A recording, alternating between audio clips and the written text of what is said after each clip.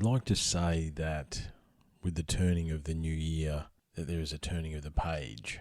However, I still foresee some very, very interesting times ahead for all of us. Had a fairly muted New Year's celebration. I suppose, like a lot of us, I was waiting for the other shoe to drop. I'm still waiting. What we experienced last year isn't over. In fact, part of me thinks it's only just beginning.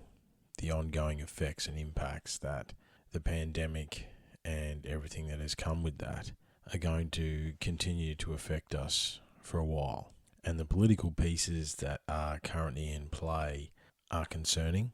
And how we choose to deal and act as the human race on this big blue ball hurtling through space will literally dictate our future. 2020 was a year that will literally echo through eternity. I said a number of times on the podcast last year that we are living in prophetic times. We just haven't realised it yet. And I still believe that. I know last year I gave a bit of a prediction for the year to come. Be interesting to listen back to that, actually. I probably should do that. I'm not willing to place any bets on this year.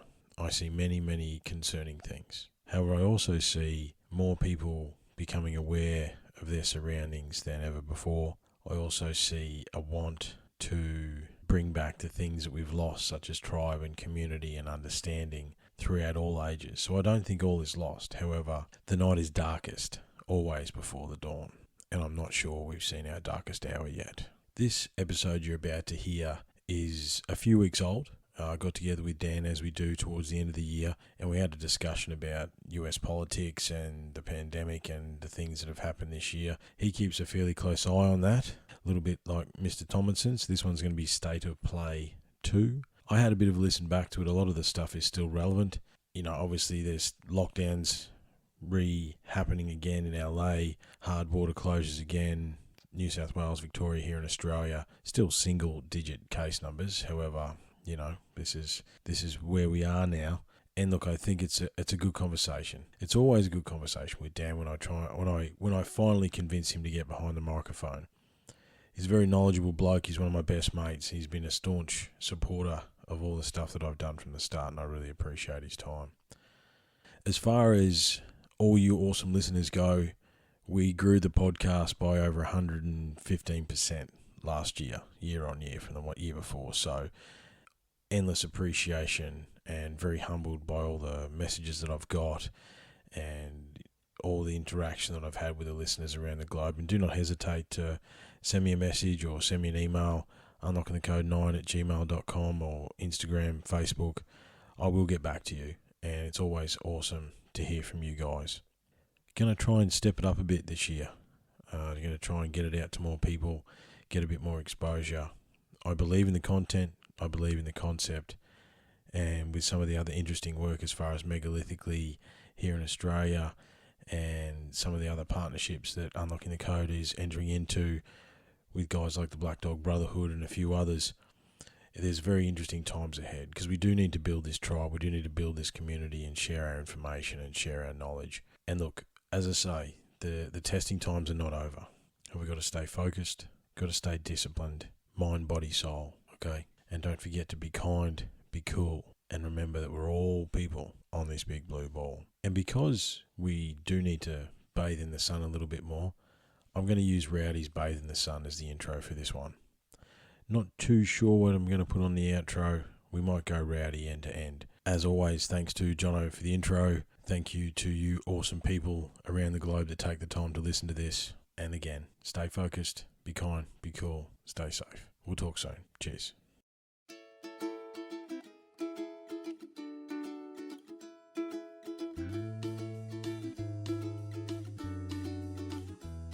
Today I sat in a field of paper daisies. The gentle breeze made the world wave to me. The day has come with a gold ring wrapped around it. I think I might just bathe in the sun. And I hope my world don't crash in over me, just like it did yesterday. I'm pretty sure the last mirror that I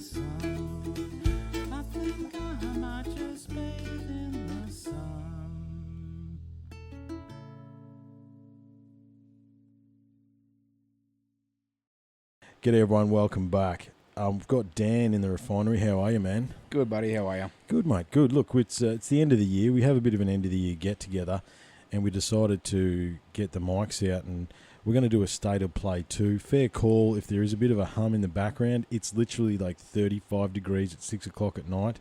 That's Celsius for those playing at overseas. It's fucking hot, mate. So we've got the aircon on in the studio to try and keep the temperature down a little bit. So apologise for the hum. However, we want to do... This is going to be State of Play 2, okay? We got into a fairly rousing discussion when we were doing Knights of the Round Table on poker night, and you were very rambunctious, you might say. I would tilt that mic up, mate. How's that? Yeah, a bit closer, yeah. Yep. Yep, there you go. Done. And obviously, as we sit here today, we just checked the news before we went to air, and California's declared Biden as president, and basically it's all over. So I'm sort of thinking Angus owes me $100. You had to put that on the phone. Step one. Yeah, just so we're clear. Angus still owes you $100. Yeah, look, that is true. That's why I didn't get in on it. I'm like, I don't want to fucking play this game. So I'm right, you're wrong thing. Yeah. got it. I didn't. I had no dog in the fight. However, apart from Mr. Tomlinson, you are the other guy that has paid the most attention to it. I suppose, straight up, now the octogenarian has won who can't string a sentence together. What do you think's going to happen now? Like, we just had a look at the coronavirus cases, and I don't know whether I believe those, or I still think it smells like last week's lunch. However, where now that you are invested into it for want of a better description, what's your man going to do now? What do you expect him to do? I think there's a lot of healing to happen over there. I think pretty much step one, the Democrats have been talking about getting the coronavirus under control, about the health of the population, the financing of the people who have been crippled by it. So these budget reliefs, all that sort of stuff, it needs to come across the line. So I think that's their first step, has to be. It's what they've been talking about for the last 9 months. So they can't do anything else. That has to be the primary focus, as it should be. The health of every person is important. But what was clear to me, and again, I don't pay as much attention to it as you, was that the coronavirus has been used as a political thing over there. Yeah, as it should be. Yeah. Because you've got one person who's buried their head in the sand and just declared fake news across the board for all media for reporting it. And then you've got the other person who's listening to science. Science doesn't argue. When you're talking about 300,000 people dead versus Australia, who doesn't even have 1,000, we took two. Obviously, there's a greater population difference, but you expand our population to be theirs, and the ratio is exponentially different. Yeah. Right? So you're just basic math, basic concept. We took two different approaches. Yeah. One, we shut the doors and did what we were supposed to do and locked down. Hurt our economy? Granted. But you know what? We're coming out of it. I believe this month we're just out of recession. For the first month, we've got positive figures. Okay. So it hasn't been doom and gloom for too long. But then you look on the other side on the ocean, buried the head in the sand, fake news, no social distancing. Let's gather together, and all of a sudden, you got 200,000 plus people a day getting infected, 3,000 people dying, or 2,900, whatever. Like ludicrous numbers. It was always going to happen. But I think one of the things about can you hear something? No, I thought there was someone there. Yeah. Someone's at the door. Someone's at the door. They're talking. American Gothic was a great show. Yeah, no one's come in. I thought I could hear some voices too, to be honest. Yeah, that's that weird. Anyway, we'll keep going. The coronavirus was really designed to kill Americans, though, wasn't it? Respiratory, obese, like a vast majority of the American population suited the symptoms of the coronavirus in a way. Because if you look at the percentage of deaths elsewhere, I know obviously South America, all that sort of stuff, but I mean the numbers are confusing. They are like you know, who releases that graph that you showed me before we turned the mics on? I'll tell you. Oh, I'm looking at its Worldometer or whatever it is. I'll tell you in a sec. Yeah, because I mean, it's interesting, man. Like I agree. You know, obviously it's 2020 hindsight now. I agree upon reflection that at the time the lockdowns were needed because we didn't know what was going to happen. But as you say, Queensland's pretty much gone back to normal. Yeah, it's nothing here. It's just as a backtrack. It's all I've got is Worldometer.info. Okay. But basically, they've graphed everyone from Word. I've always watched this graph. Okay. So, and it correlates to other websites. It's the same shit, different place. Mm-hmm. But Queensland, like, it's nothing. You walk down the streets here. No one's wearing masks. We all social distance though. Everyone does what they're supposed to do. If anyone's sick at flu at work, they stay home. They get tested. They get tested. Well, how many times have you been tested? Just the once. Just the once. I had 3 days off. And I was crook as a dog, but it was obviously just the flu. But it's opposite seasons too. That's the other thing that needs to be taken into account. Like, as I say, it's like 35 degrees Celsius at 6 o'clock at night, whereas over there it's winter time. Yep. But we obviously had Melbourne, which went out of control, and we had the potential, if they didn't shut the borders, if they didn't... I mean, we had... I think I read somewhere that said it was the most severe lockdown in the world. In the world, yeah. It was 100 days of basically shut the fuck up and stay in your house sort of stuff. Yeah. I'm going to have a guy on from Melbourne towards the end of the year. He's been to talk to him on Messenger, just to get a perspective from on the ground there. He's been very active in the protests and stuff, so I'm interested to see what his perspective is of it. And I can't say I'd like to be locked in my house. Like, granted, like that's next level. But we were starting to skyrocket on cases. Like, it had the potential to really spread everywhere. And once it gets a foothold, it's next to impossible. And this is where the US is in a whole world of hurt. They've buried their head for too long. My opinion is that it's maybe too little too late. I don't know.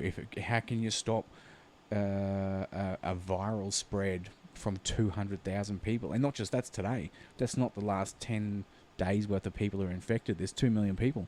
If those numbers are there, how do you keep them isolated without talking to the neighbour, without infecting their wife or their kids or their... I don't know. It's potentially bad. But again, is it, as I said to you before, it's only one point of data, but our American correspondent, he's in one of the hotspots and he doesn't know anyone who knows anyone who's had it. It's only one data point. It's interesting, man. And I suppose, just a thought that I had, and I'm interested. See a Trump supporter? No, sorry, keep going. No, I'm not sure. That was just a... We'll get back to politics. So I think this is a good discussion to have. So if it's pretty much gone from Queensland now, like we haven't had cases for ages. Yeah. So, but if they do, we do the contract tracing.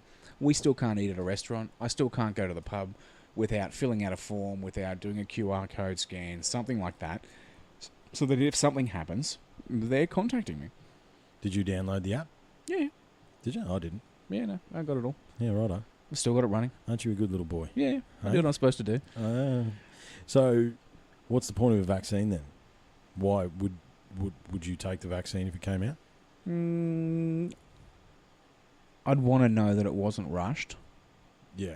Okay. You wouldn't want to be in the in the trial bunch. Yeah, I wouldn't want to be in the trial bunch. I don't want to be. I don't know.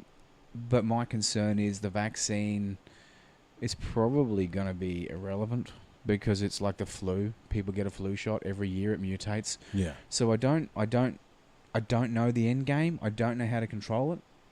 I don't have the answers. But all I know is at the moment, if nothing's done, a lot of people die.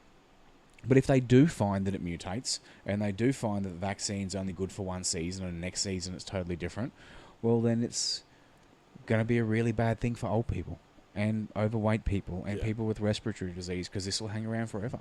I think and I listen to a fair few podcasts and get a few different opinions on it.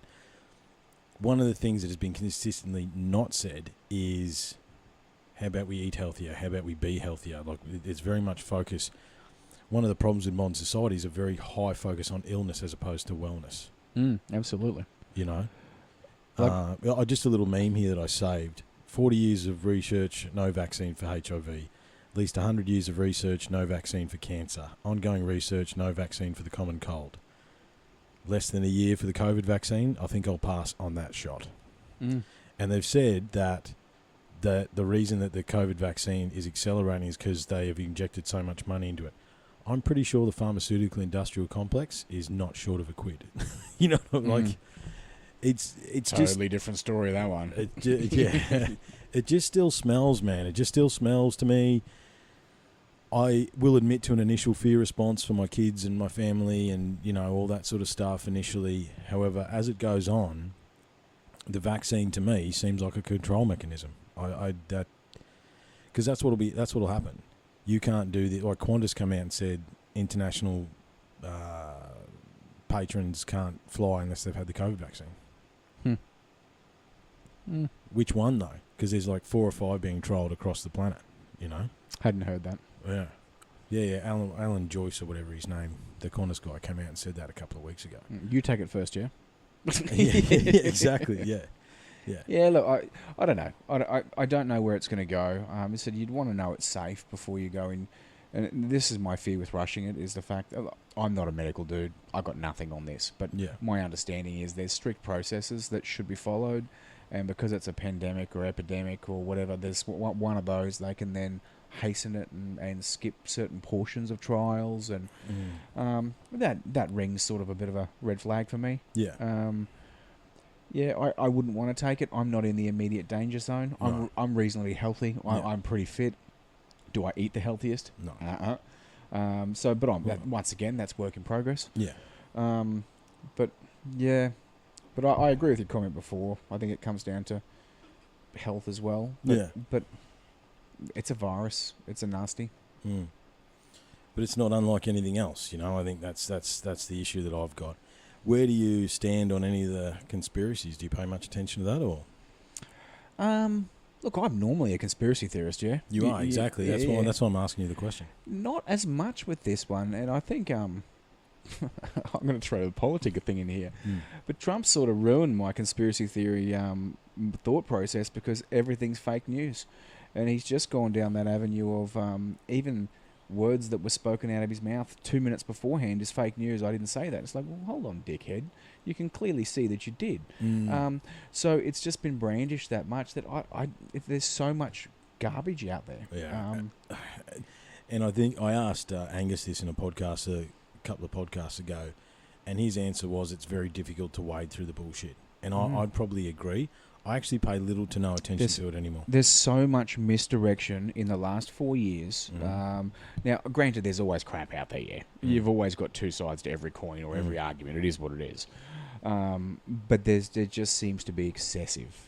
This last sort of last 4 years of the US, which is why I probably paid the most attention to it.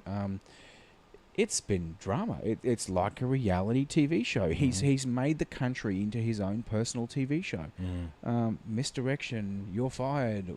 He's literally done it, and there's been no repercussions. It's literally been one big joke. Yes. However, because you freely admitted at poker night that you would have voted for Trump back in 2016. Absolutely. Yeah. Right. Because you were sick of the system. Yep. Okay, so here we are 4 years later. The American people, it seems to be undeniable now, have voted the system back in. Yep. And you know what? I think if there was a less extreme version of Trump, I reckon he would have won again. I think he was too much. He was too much. He was too much. He's too much of a cowboy. He's too much. You asked the very first question before when we started, what do they need to do? What does Sleepy Joe need to do now? Now, I wouldn't have wanted to have voted for Joe, but I wouldn't have cared who was up as long as it wasn't Trump. Yeah, I would have voted for anyone but Trump. Okay. And I think that would probably be the case for a lot of people over there. There is so much healing they need to do. There is so much racial divide. There is so much tension.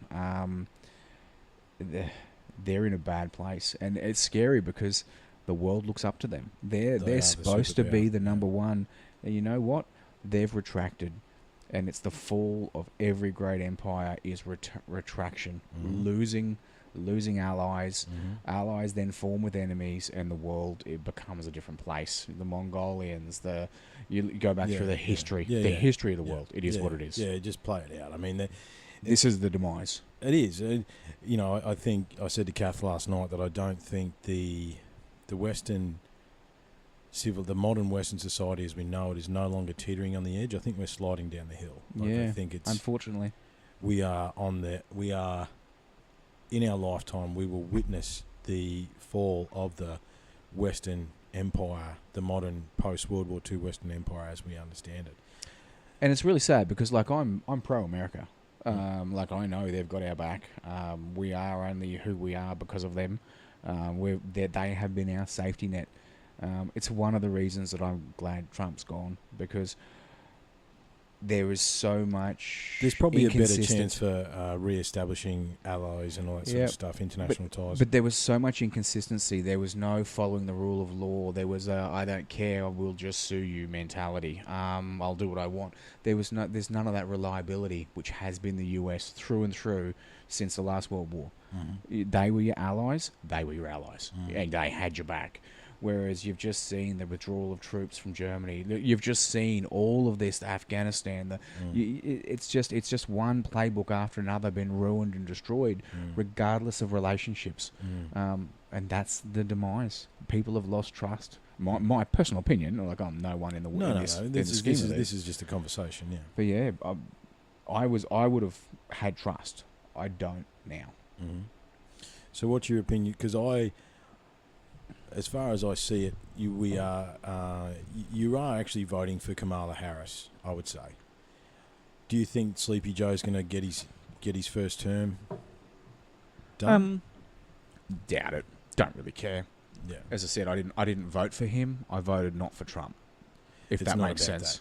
Yeah. I don't give a shit what he does. I think that and are you not hitting on the head of the problem of modern politics in the Western societies is that you don't vote for the person you like, you vote for the person you hate the least. Yeah, which is a real failure. I said to someone the other day, Arnie should have gone. I guarantee that guy would have got in. Yeah, he can't because he wasn't born in America or something like that. Something like that. Yeah. But the two choices, same as last time they had, it was Trump or Clinton. It's never going to do Clinton again. Like, if I ever had a choice. No. Well, she's a bad person, yeah? Hillary Clinton is a demon from another dimension, man. Like, I maintain that if she had got in, World War III would have started within 12 months, 2 years of her getting in office. Yeah, so I think when you go to Camilla or Joe, look, for me, they said the right words. They ticked the right boxes. It sounds like they say the right words. Hasn't Joe Biden been in fucking politics for 50 years now? He's got the idea to fix it. Like, who cares? There's always been someone ahead of him. You can't. It takes time to get there. I don't know. He's there now. He's saying the right words. The other guys. Well, heard the birds were. Yeah, we all do that. He's just got to stop drinking before he gets on stage, yeah? Well, I don't think that he is. That's the fucking problem.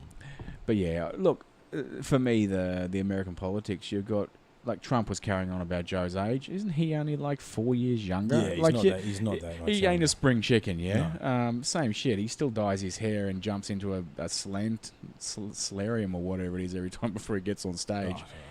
Well, that is hair. That's why it looks orange. Yeah. But they're old people. Yeah. They need younger people to be running the country, which is where the Kamala Harris, how old is she, 55 or something? You know what? That's a reasonable age. But she's responsible for some pretty fucking serious atrocities in California in her own state, and some of the things that she's done is pretty fucking disgusting as well. But I mean, what politician at this stage that's been in the game for 50 years or 30 years or however fucking long they've been in there for hasn't? Yeah. Do you know what though?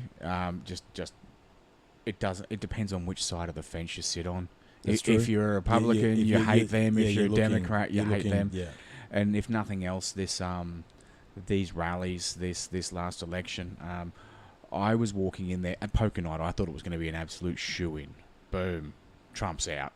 Everyone has to vote. It wasn't though. No, which just goes to show you that there's a massive divide of people who believe he's right, and Or it could be exactly what you're saying, but from the opposite direction. they don't want to vote the old guard back in again. Absolutely. Absolutely.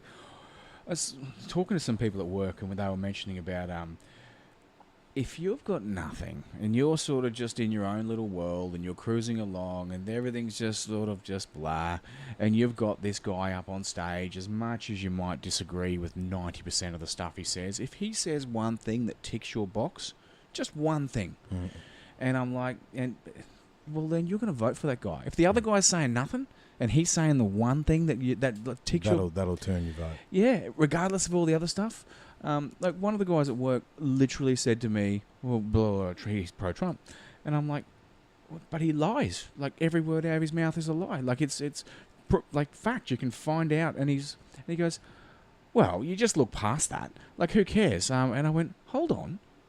In what world? But what politician tells the truth as well, though? That's the thing. Yeah. But there's stretching little white porkies, and then there's outright falsehoods. Look, I don't. The fact that it's between Donald Trump and Sleepy Joe for the leadership of the free world, I find so sublimely ridiculous that I can't even properly express it. However, Trump has thrown a tantrum since he lost. He threw his toys out of the cot. Oh, he fucking did. Like, and that's been pretty. And he's still spitting. He's still going, and it's pretty. It's a crazy thing to observe. I got one word, and it starts with an L. Loser. A loser. Yeah, but in every aspect. And he's not used to losing as well. This is the. And you know what? For the first time, his little fucking foray into the courts and holding shit up, and I'm just going to throw money at this situation and try and out-court you. It's not going to work. And so it shouldn't. But I think that I read something the other day that he has the power to pardon himself if he chooses to. Yeah, I think, but I think it has to. You can't just do a blanket. I'm going to pardon everything. I think it has to be to specific things, and it can't undo criminal. There's something. There's a form there or something. He's got a big fucking list he needs to make specific. Yeah.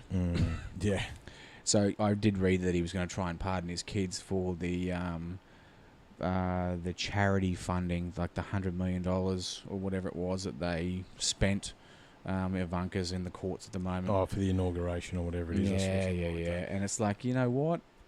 You shouldn't be allowed to do that. You and your whole family should go to jail, which is what I hope happens. But what about Biden's son and Ukraine and all that sort of stuff? Like, the thing is, if you start making people responsible for that sort of shit, every politician would probably fall. Yeah, maybe. But once again, we get to the fact of gross pushing the limits. This isn't a little tweak where people are trying to be nasty. He held conferences at his own resorts and all that sort of shit. There's a big long list here. There's a big long list of what's the saying, when shit doesn't look right, most often it's not. He's manipulated the situation for his own benefit and for all. There's a lot of people, these charity organisations, but no less than the Clintons. Yeah, absolutely. I agree. You know, like where do you draw the line with this shit? I suppose, you know, we could go round and round and round. But how do we find? The thing is that we're going, not only are we going to observe the fall of the Western society as we understand it in our lifetime, however, in the very near future, the last vestiges of the men that created the world that we currently fucking exist in are going to die, and it's going to be our problem.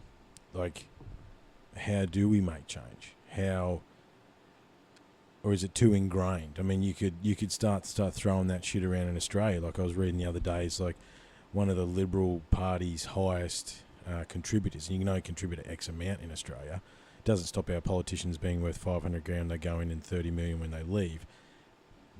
No questions asked. However, I think it was this whole thing where it was like there was a parcel of land that was worth $3 million that the Liberal Party paid $30 million for, and the owner of that land was one of their biggest contributors.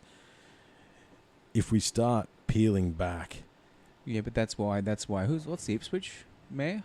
Oh, Pasali. Oh, that's why he's in jail, yeah? Yeah. Look, he was the best thing that ever happened to Ipswich. That place has come off the map, on the map, I should say. Yeah. It's actually a beautiful little city now. And that's because of him.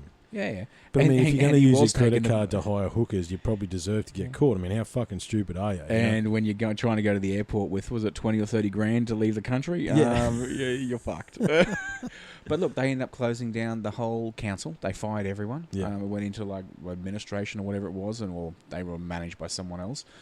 But yeah, it needs to be looked at. That sort of stuff. If this is what happened with that $3 million land bought for $30 million, I expect, as a citizen, that shit's not done. Mm-hmm. Same as our Palaszczuk with Jackie Tran buying that unit right before the Cross River Rail was announced, yet she was in charge of the Cross River Rail and knew that it was going to be landed there, so bought it before it was announced.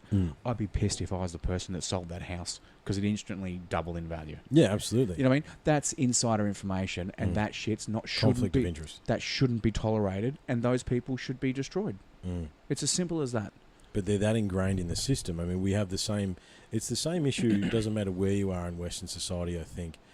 You know, like both my parents have been public servants for 30 years. How many different prime ministers and governments and all that sort of stuff. But they've been in the system. And that's, Joe Biden, same thing. He's been there for 47 years, 30 years. Should there be a fixed term limit on how... No, and I don't see a problem with it, because you know what? In any industry, you see the swings and roundabouts. You see the ups, you see the downs. You have someone who's been there for 30, 40 years. You have someone who's seen every political other country come into play. You've seen Iran rise and fall. You've seen South Korea. You've seen all of these dramas, and you know how they're dealt with. But there needs to be a normal diplomatic person running the country. You can't have a cowboy telling the G7 to eat a dick. Basically. Echo, Alpha, Delta. Oh, that's right. I was going to watch the language thing. Yeah. No, it's fine. No C-bombs, though. Got it. Yeah, that's it. We just try and leave the C-bombs alone if we can. Yeah, look, it's such a... And look, I think a lot of us have paid more attention this year, probably because we had a bit more time on our hands, some of us, throughout the year. And it does actually affect us now as well. And I wonder... I've put more thought into what is the solution, and I don't actually have one yet, and I don't know whether there is one to be had without a massive fucking piece of contrast. Like, it's almost like there needs to be a full restructure of how it's done. Yeah, really. Whether it's 2-party system, 3-party system, whether it's individual speakers for individual market sectors. You know what I mean? Your agriculture. There's a leader for agriculture. You're there. I don't know. I don't know the solution either. But what we've got doesn't really work. No. The populace here in Australia, here in America, over there in America, there is basically a 50-50 divide as to what people think should be done, which means that half the populace is against what's going to be done, and they're going to find everything to bitch about when it's being trying to fixed. Or if it goes the other way, the other half will be pissed. And you can't make everyone happy, I get it, but everyone should be working towards the same goal, yeah? And that's us as people. That's the betterment of humans. But it's become a he who dies with the most toys wins. Until we let go of materialistic capitalism. It's all money based. Yeah. Everything. Until we let go of materialistic capitalism, no real change will happen. Yeah. Because, I mean, Trump coming into office, he said he would give away his salary, wouldn't work for his salary and all that sort of, which is what, $500,000 or something like that. Yeah. Something like that. You're right. Sweet, happy days. But in the next breath, he turns around and says, I want all the events held at my hotels, and I'm going to make $100 million profit, yeah? So you can have my $500,000. Then... I'm a charitable guy. We never saw his tax records either, by the way. Yeah, well, and we also haven't ever seen the Mueller investigation, so that'll come up shortly, because I guarantee you, if I was a Democrat and I'm in power, day one, that shit's being released. Yeah. So we'll actually find a true story about what happened there and wasn't redacted. And I hope that arsehole Giuliani goes to jail too. Yeah, he had a pretty swift fall from grace, old Giuliani, didn't he? Like, he was the saviour of New York post 9/11 and blah blah blah blah blah. Yeah, he's a lying scumbag. Well, but he's a lawyer. Which one? What ones aren't? You know, But I only listen to media. I don't know. But once again, you just you hear stuff, Mm. and I don't just read articles. I listen to live telecast stuff. So it is actually straight from the horse's mouth. Yeah, you are very invested into it. That's the whole reason I wanted to get you to have a bit of a discussion about it. Yeah, I suppose. How long before the old guard takes back over again, though? Yeah, I don't know.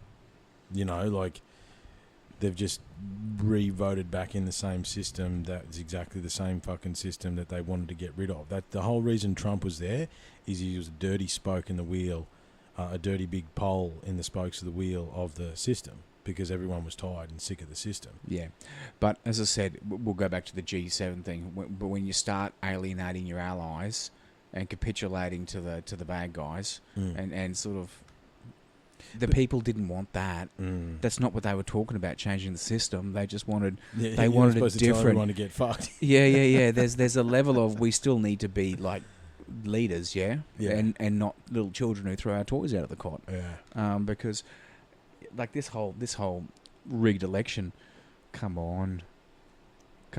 If there was any evidence, the amount of friggin' lawsuits, the amount of recounts, the amount of stuff they've done, if there was any shred of anything, do you know they were offering $1 million for rewards for people to come forward who had proof? They were offering random people $1 million to come forward if they had proof. Now, any man and their dog who had any shred of evidence was coming forward. Yeah. So there is no friggin' evidence. Yeah. This is all misdirection. This is all about creating conflict. This is all about let's not have a smooth transition and let's rile up our base and keep them so that we can come back next time. That's not about uniting a country, and that's not what people in charge should be doing. No, and look, as I say, the level of tantrum that old Donald's thrown, you know, whatever, if anyone's got a half a brain, whatever supporters he did have, or, you know, whatever positive things I may have thought about him, is gone now, because he just, like, he's just like a 3-year-old stamping its foot, and that's the perception that we're given from the outside. However, you know, there's still what 30. When do they change over? It's not till January, isn't it? Yeah, 20th or something, isn't it? 20th of January, 20th, somewhere around. I think it's the 20th. I'm not too sure. It's a long fucking time, man. Oh yeah, I thought a shit can happen by then. I know. You know what? And is he? I read something. I don't know if this is true because I've only read it once. But he was looking at doing the options of doing a first strike on the Iranian refining of the, because they've now exceeding the nuclear. Yeah. The enrichment program, they're gone past a certain limit. So he was looking at a first strike option. Oh, right. So you can declare emergency power and stay in. That was my thoughts. Yeah. I think there's something in their legislation that can allow him to stay in if they're in it. If they're in a wartime situation. Yeah. So. And see, this is the issue, and I've had this discussion a few times. My concern, my greater and larger concern, regardless of the politics, regardless of anything else like that, is that America is falling. I don't see it arresting the fall. It'd take some fucking miracle to arrest the fall. And the problem is that a wounded dog with all the guns and all the bombs, the Americans will try and shoot their way out of it before the end. They're not going to capitulate. Yeah. The Americans will try and shoot their way out of it before the end. Yep. And unfortunately, we are allied with America, and whatever the conflict or whatever that will turn out to be, we will be dragged into it. Yeah. What's your thoughts on China? I mean, it's heating up there. Like, there's those dudes trading Twitter barbs and pictures, and I don't know what the end game there is. That's an interesting one, especially for us. Yeah. We're because we're U.S. allies. And we're isolated. This is probably the biggest fear I've got currently. Yeah, it would be China. I don't know. It's worrying. It's worrying. It's concerned. I think that the majority of Australians now, we're all scared. We know China is our lifeblood for money coming in. We know the exports. We know what they take. The income. I was actually starting to look at some of the economic stuff the other day. Yeah. They're really important. But at the same time, we can't give up our identity. We are a freedom of speech society. They are not. Mm-hmm. They're a suppressant. Mm-hmm. that's who we are. We have every right to say that coronavirus should be investigated. Absolutely. We have every right to say we don't think Hong Kong people should be shot in the street and the Didn't riots. we let go of Hong Kong quickly? Wasn't that a concern? So Very quickly we just capitulated. Now Hong Kong belongs to China now. It's over. Because who's going to stand up to that? Yeah, it's a sleeping giant there, and we all know it. And China's expanding into the South China Sea. They're coming down. Well, they've ringed the Pacific Islands. You know about all that stuff, don't you? Yeah. And there's risks, and this latest list. And look, it seems that's come from the top over there of these 14 demands that we're not. But if we can't give into those because that's who we believe as a people. Yeah. We do that, and we're just saying, okay. Yeah. And that's not who we are. No. At the same time, we push back. They push back 10 times harder. So it's a rock and a hard place. It is a rock and a hard place, but I suppose, and look, this is a conversation we've had after work at a few different times. It's like leadership, true leadership, doesn't matter if you're looking at America, UK, I actually think Jacinda Ardern's pretty good, the Kiwi Prime Minister. Yeah, I like her. I like her as well.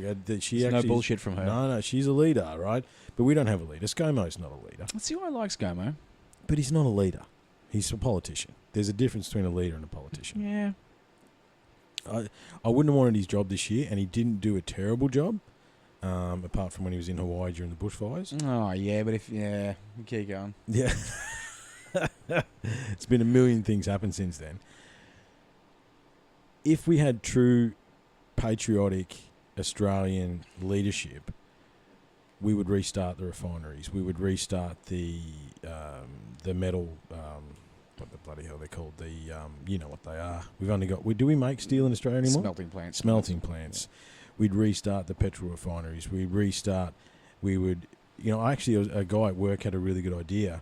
Instead of investing, because our super money that is supposedly ours, which is not, it's invested pretty much primarily overseas, bring it all back, tell all Australians that we're taking all your super money and we're investing it back into Australian production of Australian products. I reckon to a man and woman we would agree to that. Bring production back on shore, start making shit in this country again, agree that, you have to set up labour markets and market value and all that sort of stuff. Then we could actually, to a larger degree, look after ourselves. If we reset, because... Yeah, no, look, I agree with you to a point, but only if the world is in a way worse position than we're in. Currently, the world's still dictated by money, and at the moment, to run your refinery plants costs a hell of a lot of money. It does. And to reset it up, and to do all that, whereas... But isn't the dark fucking secret of Western capitalism, democracy, that the reason we're making so much money is slaves are making majority of the shit? Slaves made this. You know what I mean? If you go pennies on the dollar... Yeah, but you look at our wages. I told you what I was on before. Yeah. We can't get basic resources in when we're paying people this money. The only reason that we're getting fuel currently at $1.40 a litre is because we're importing it and we're getting it a whole boatload over. We make that here and we refine it here and we pay our wages to actually make it and do it here. Fuel's going to go to $4 and then people will bitch and they won't do it. So until the global economy changes, until there's a major reason for a restructure, but I agree it should happen. We should be self-sufficient. We are one of the countries on the planet that could be majority self-sufficient. I agree. There would be no issues there. If we stop exporting, we keep everything in-house, we could do it happy days. But the money doesn't flow. We don't then get healthcare. We don't then get our roads fixed. We don't have money to pay the police. It's such a big picture. And until the whole pay majority of pay structures in Australia, we don't get the 1%, the 2% we used to get every 2 years. Everything costs more, but vast majority of Australians haven't been paid more for fucking years. Yeah. So it's where's the cost of living has continued to exponentially increase percentage points every single year, but majority of Australia hasn't had a pay increase in 20, 30 years. So the money that we used to pay for Australian-made products in the 80s or the 90s, which, it's really... That's right. So we can't afford it now. So we have to import. We have to get the cheap stuff in. in order to pay for it. But we're paying more for the cheap shit. Yeah, but it's still less than if we were making it in-house. We make it But if in-house. there's been it no doubles. wage increase, I don't understand the economies of scale there. Like I don't have knowledge on it. Like I'm just riffing and having I don't either. a conversation about it. However, I don't understand because if you look at the pay scales of majority Australians, it's pretty much been flat across the board for the last 20, 30 years. Yet we've shut all manufacturing down and the cost of living has increased. So all that's happening is that these corporations are getting more profit. It's not actually... That's right. There's no...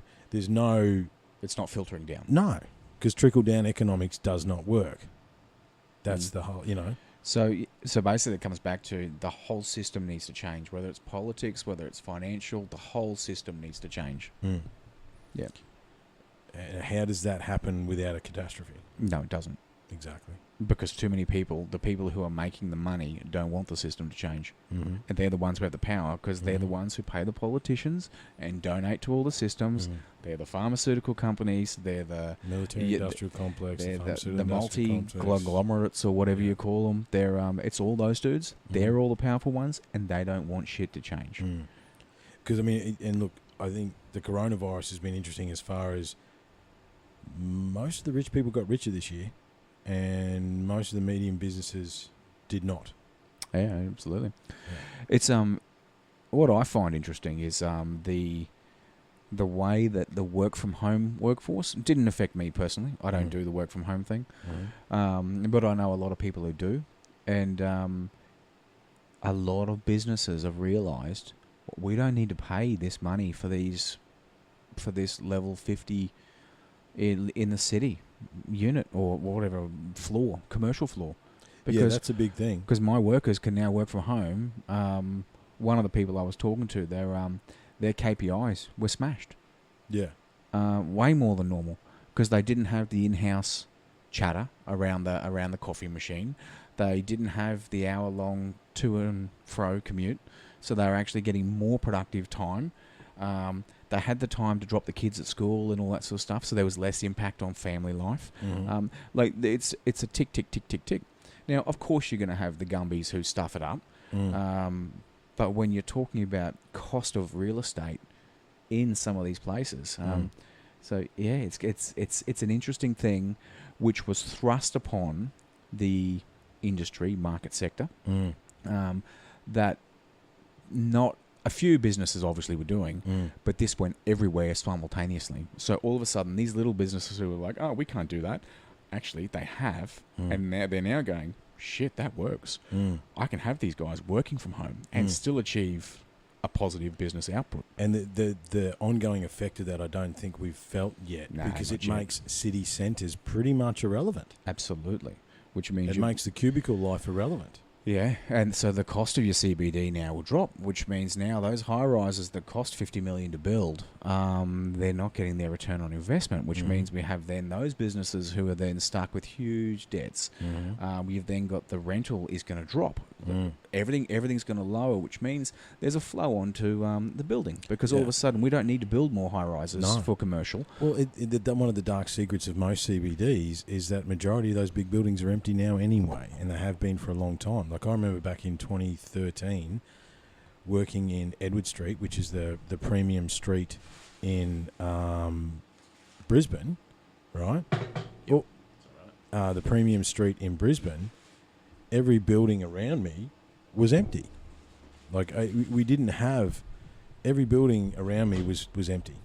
You're just breaking everything, man. Yeah, sorry about that. But yeah, you look out the 14th floor window, the three buildings around me had no one in them. Yet we're building more buildings. It's a false economy. It's all built on FUBAR.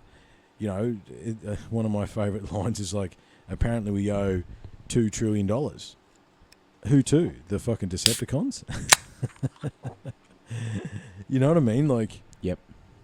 So the bubble's got to burst, and the coronavirus. I think the ongoing economic effects of this year will be continuing for a very long time.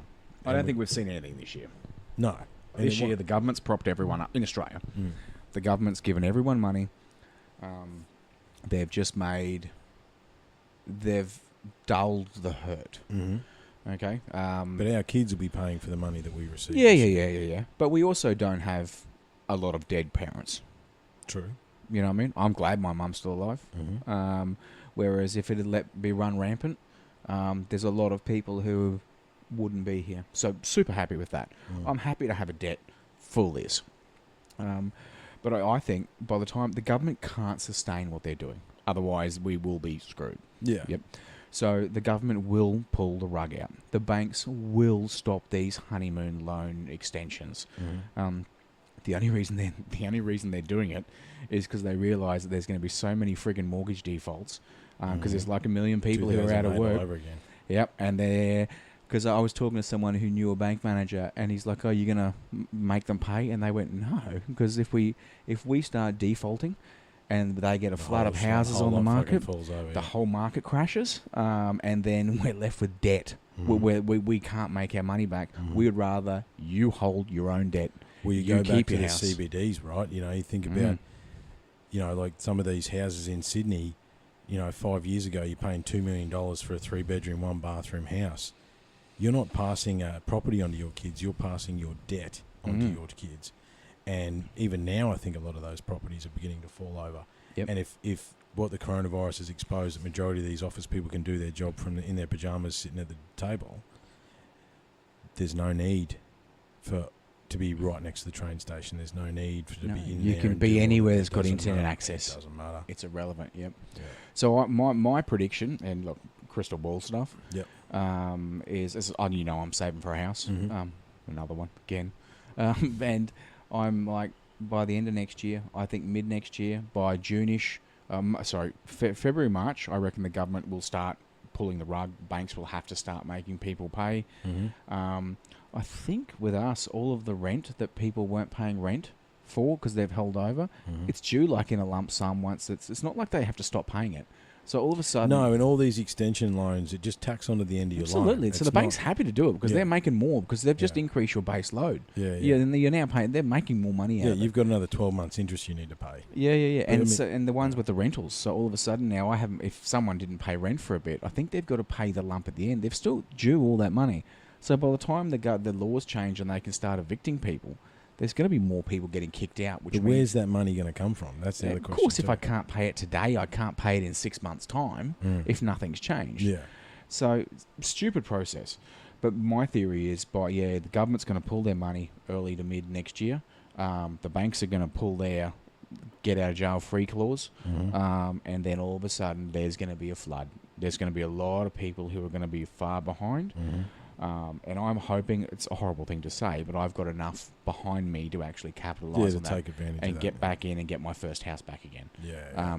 It's a dick move, but it's... Well, no, you've got to take opportunities where you can. Like, I'm very, very happy with what we paid for this place because we will never lose. We're in front now, and we could take a 20% drop in house prices out this way, and we'd still be in front.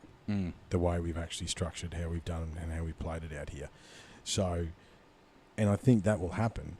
These astronomical housing prices around all major CBDs in Australia, it's not sustainable. There's still records going at the moment, though. Like there's such a false economy. There is so much money out there. Places are still moving for big dollars. There's been no reduction yet. I said there is this major false economy. Real estates are like buy. Now's the time to buy. I'm sitting there thinking, Jesus Christ, no, now the bubble's going to burst. Yeah, you're going to be buying at a peak right now, and it's going to be a significant drop. And that's my crystal ball. You know, one of the other elephants in the room is that, you know, we're not talking about the fact that the interest rates are at all-time lows.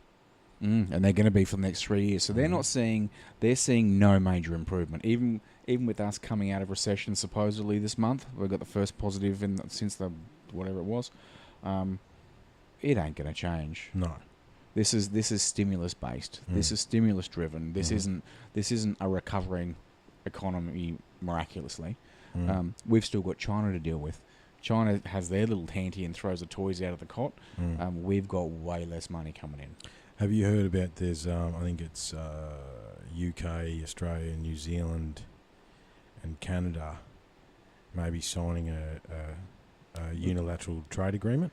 Yeah, it wasn't that like with the Five Eye partners or Mm, something like that. Yeah, mm. yeah, and I think Japan as well. I think. Japan and maybe Mm. India, I heard as well. I think, look, if we got together and boycotted China, the cheap manufacturing is going to go to India. Like that's the next Absolutely. billion people economy. You know, cheap wage economy. You know, however, that's not the answer. That's just a band-aid on the larger problem. But at least if everyone did it, it would stop them thinking that they can control everything. If everyone just went, hold on, big middle finger. We've got other options here, yeah? We don't have to capitulate. Like, we can still work together. There are other options, and it's like any business, diversification. You can't put all your eggs in one basket. No. And we have for a long time in Yeah, Australia. yeah, yeah. That's the And it's problem. worked for us. Like, it's really got us yeah. into a strong position to deal with the current circumstances. We were looking at becoming debt-free. Obviously, that ain't happening. That's not fucking happening. But look, it is what it is. And it worked suited when it did, but it doesn't look like it's going to now because we have to give up who we are in order to maintain that relationship. So now's the time that you need to have different baskets and start to diversify. Sure, we probably won't make as much money, and it's going to be a little bit harder. Short-term pain for long-term gain. Yeah, yeah, and if we can get 5 trading partners and come up with a similar tonnage and similar distribution network across 5 instead of 1. That works. That works still. And even then, if one of them has a tanty, you've still got 4. You're not having all your whole basket bloody cut out from under you. Yeah, well, I mean, again, the major concern, I think, in the next 5 to 10 years is China, because they are exponentially building their military power. Yeah, that's right. They are, the Emperor Xi Jinping sees the fact that China is not the world leader as an aberration, and he wants to correct that. And we're doing the right thing. This is one of the other reasons I like ScoMo. For the first time, we're actually investing in our own military defences. I can't remember how many million or billion they spend. Yeah. But you know what? About time. Mm-hmm. We need to be able to self-protect. Well, look, there's really no chance we can defend our own borders without external help, however. 100%. But there still needs to be some kind of deterrent, yeah? We live in a world of big bullies with big red buttons. We also need to have a little red button to go, we still can do shit. Otherwise, if we just sit there and hope that someone's going to rescue us, and if the other big bully it's proactive calls their bluff, proactive and reactive, isn't it? You know. Yeah, there needs to be some kind of deterrent. Yeah. Yeah, and look, I think, we have spent a few, and I did think about this the other day. We have spent a fair bit of time not bagging China, but just observing that they do want to be the next superpower. I've got no issues with the Chinese people on whole. I've actually worked with a lot of them, and they're pretty interesting people. And they're a culture that fascinates me because they've shut their borders for the last 600 years, and no one really knows. Like, they are potentially probably one of the oldest cultures on the planet. You know, there's a whole province in China that's full of pyramids. You know, there's all this weird stuff that comes out of China. However, the way they, the fact that it's the Chinese Communist Party, we always need to remember that. The CCP is who runs China. End of story. And communism's good on paper, and it may be capitalistic communism is what they've done. However, it's still not the way it should be run. Yeah. I spent a month in China. I was going to say, you spent some time in China. We travelled through there, and look, very different world. Very different world. Yeah. Very poor world for the bits that we were. But that was, 30 years ago now, wasn't it? 20. Oh, I'm fucking old. Oh, sorry. I just thought about I was travelling when I was 10. 8. All good, yeah, buddy. Yeah. No, that's probably 15 years ago. But the exponential increase in China in the last 15 years has been unbelievable. Yeah. And the growth there and the amount of iron ore they were taking for construction, and there's a whole heap. They're huge. But the biggest thing for me, which I like in my little world here in Australia, is the freedom of speech. Right? It comes down to we do have a voice. Granted, it takes a lot to be heard. And we haven't ever really voiced our voice in Australia. We haven't done these riots and protests, and because you know what, our government hasn't actually pissed us off enough to do it. You look at the Frenchies, whatever it was with the yellow vests. All of a sudden, they just they had the revolution. They get out and protest, and they're like, when it's wrong, they're like, fuck you. This is not But how it's done. Listen to the people. Is that an echo of the penal colony mentality in Australia? Nah, we're just cruisy. Can't be fucked. We're just cruisy. Should be right, mate. She'll be right, mate. We'll go with the flow. Yeah. That's us, really. Yeah, That you is are us. right. I suppose... But I like that. I like that too, and, that is one of the quintessential traits of being Australian. However, at what point, if nothing changes and we do capitulate, let's take the extreme end of the negative things that could take place. At some point, the silent majority must stand. Yeah. We would never be like China is. We could not be like that. No. We would stand up before that. I've always said I would. I wouldn't allow that. Yeah, exactly. And I'm a pretty cruisy, carefree. But you know me. Yeah. Well, I think it's like, we only require that you take an E. Immediately, I go, well, that's gonna be a fucking problem. Yeah.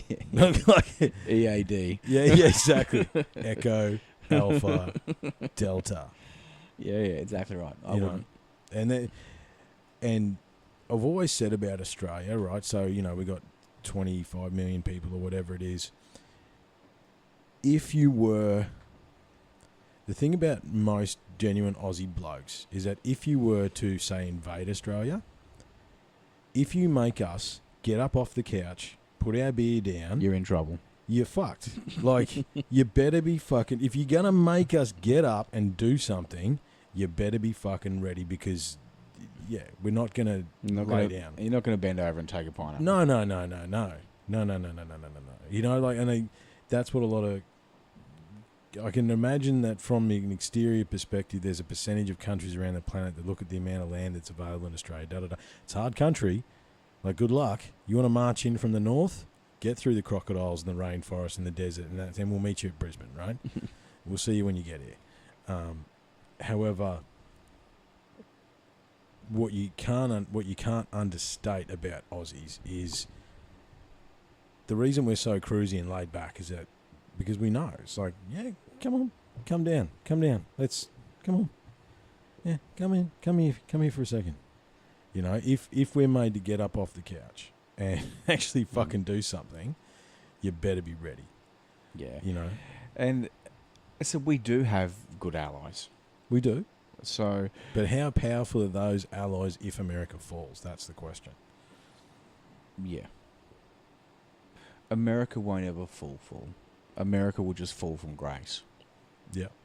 So America will always be there. They're too big. They're too big to dissipate. Too big of a leviathan. Yeah. They're always going to be there, and even if they're not number one, they'll be number two. And then they'll never admit that they're number two, so there'll always be a power. Yeah. So, and look, I said all respect to America. I said they are our allies. Oh, look, we've got a lot of... But we've got China who wants to be in that spot. They're trying to change the currency. There's a lot of trigger points here. And eventually it will come to a loggerhead between the two. Yeah. It will. And it seems to be accelerating. It does. Oh, there's probably one person for that. There's like a trade war thing going on. Yeah. But then, hey, look, good or bad with that, I don't hate everything Trump did. No. So I just hate him as a person. It's just a visceral disgust. But he's done a pushback. We've done a pushback. Look, it'll be interesting to see. Obviously, we're in the depths of throwing a tantrum at the moment. However, it'll be interesting to see, what Sleepy Joe does, and then in turn Kamala Harris does, and how they handle once he actually fully takes power, what he does, and then upon reflection, how Trump will be viewed. It's interesting to think about that, because look, he wasn't all bad. It's just the bad was very bad and a bit crazy. Yeah. This is just. It was almost... Someone had to push back against China. Someone had to. Yeah, I agree. Right or wrong. Done the right or wrong way, I don't know, because even it was done in a bit of a dick way, tit for tat. Yeah. Oh, you went 50 billion against my 50 billion. Well, I'm going to up it now. Well, hold on. You started it with the first 50 billion. You can't now. And it literally just went tit for tat. And that was a couple of years ago now. Like, forgotten about that. But not even the China thing. Like the revoking of the Antarctica wildlife bit, the oil fracking, the Indian territories that were reduced and all these monuments destroyed, stuff, the children's separation of the borders. Like the list just goes on. Some of that stuff was ongoing during the Obama administration as well. Like we got to remember that Obama started with hope and change and whistleblowers and blah, blah, blah, blah, blah. Can we just jump back to 2018? You remember the caravans? The doom and gloom caravans that were coming to... Did you ever hear about the caravans ever making it? No. That's right. The election happened. The Senate race happened before. So as soon as that happened, they magically disappeared. Yeah, there was no caravans. There was no caravans. Now, it was the be-all and end-all of an invasion from down south. Yeah. It's all just misdirection. Mm-hmm. And it's hard. Like we go and back... fear-mongering. Fear-mongering, exactly. We go back to... It's hard to wade through the bullshit. Like, it is hard to wade through the bullshit. You know, like if you listen, because I listen to a fair few military-esque podcasts, like some SEALs and stuff like Navy SEALs, ex-Navy SEAL podcasts, and they have their current serving people on, and they basically say the reason that Al-Qaeda or whoever, the terrorists, have been suppressed is Trump gave them a blank check to do whatever the fuck they wanted, and they got it done, right? As opposed to dragging it on and feeding the military-industrial complex. And don't forget one of Trump's speeches. He's like, there is people here that want me to go to war tomorrow. You know, he said a few very, very interesting things amongst the chaos. All the people that he put in there? Well, that's true. All the people who had no skills, like his daughter who was put in there, and then his son who was put there. And listen, man, you know, you got to give people a chance. It's not a conflict of interest at all.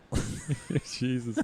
Wasn't she like the major ambassador? Like, yeah, fuck, anyway. Well, and the thing is, next. Like, but again, how deep do you want to go? Like, you know, mandatory vaccinations exponentially increased under Malcolm Turnbull. It turns out Malcolm Turnbull's wife is on the board for the fucking company that supplies the vaccinations to Australia. Yeah, nice. Yeah. Not a conflict of interest. Absolutely. At all. Yeah, it's hard, man. Well, look, dude, this has been a really good conversation. I think we probably should wind it up. Because we have chopped and changed a fair bit. We have chopped and changed, but I think it's been good. I think it's an open conversation. What's the fucking solution, man? You know, like, because we could go round and round and round forever. I don't have one. And basically, I'm glad that there are people out there who have skilled people to listen to. I just think there's a lot of experts in fields that have really detailed knowledge. They should be listening to people, but at the same time, they still need to be listening to us, the people, and what we want. Yeah. Because if you've got an economist telling you the way to fix this is to not shut the borders and to let everyone go and just run in business as usual, that's great. Sweet. You do that and you fix the economy. But then you've got your health person. So who's saying shut the borders, save the people? It depends on which expert you're listening to. But then each one of these industries also has people who say the exact opposite. So it's hard. But there's these panels of experts that go around to every single industry and just say whatever they want. They just, this is how big the brown bag of money is. Absolutely. This is what I need you to say. So you just say what you're told to fucking say. You know, we go back to until we let go of the capitalist and materialistic society that we currently exist in, there'll be no real change. I'm going to say one more thing, actually. You said something earlier about health. We're back on the coronavirus thing. I think a lot of our world problems would be fixed by our health problems. Absolutely. We fix our health, we reduce the money the pharmaceutical companies make. You reduce the pharmaceutical company cash flow and their influence, and I think you see a change in everything. That's we true. fix ourselves, we stop those big greedy ones, then there's a chance for change. You go back to the silent majority, right? There has to be, and I don't have an answer either, man. Whatever the catalyst is to make the silent majority stand, we could actually change, right? If we decided, even if you take the silent majority in Australia, we decided tomorrow that we're not buying Coca-Cola products in Australia anymore. If 20 million people said, fuck it, we're not doing it anymore, Coke would no longer have the power in Australia. Absolutely. You know, and that Coke's just an Solidarity is the winner. example. Yeah, you know, and I think more Solidarity, right word? solidarity. Yeah, Yeah. yeah. I think more people have become aware of the broken system this year than any other time, and we're at a point now where enough people are aware of the faults of the system that we could begin to stand. However, whether that will happen, There needs to be direction, and Yeah. there's got to be a clear direction, which is a clear winner. Come on, aliens. the aliens are coming on December 21. Yeah. Let's finish up on that one. Yeah. Every fucking podcast, man. People want to talk about the aliens coming. Look, No, don't even start. no, let's not start. Well, listen, man, thanks very much.